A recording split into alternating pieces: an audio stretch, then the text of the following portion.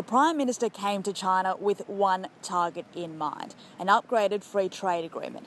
I raised specifically the issue of Australia and that in terms of dairy access, on the face of it, they have arguably better terms. But a few bargaining chips are being laid on the table. Yesterday it was New Zealand's position on the South China Sea.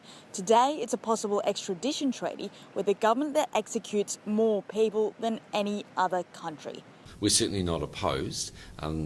Clearly, the people would need to, meet the conditions. There'd have to be a serious case to answer. The Chinese authorities would have to be able to demonstrate that there's more than, a reasonable belief that the person fits within this category, and they'd have to meet the conditions we put on it. In a meeting with Premier Lee last night, John Key was told China had their eye on 30 to 60 people. A year ago, the New Zealand Prime Minister explicitly said he wasn't considering a treaty to return them.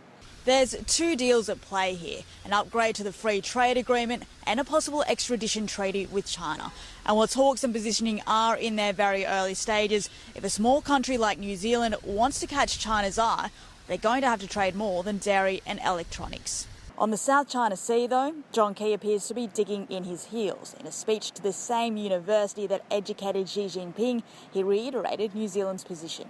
New Zealand has always been a strong champion of international law and a stalwart advocate of respect for that law and respect for associated dispute settlements mechanisms.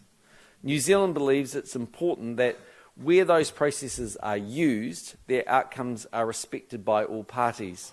Patel, Sky News, Beijing.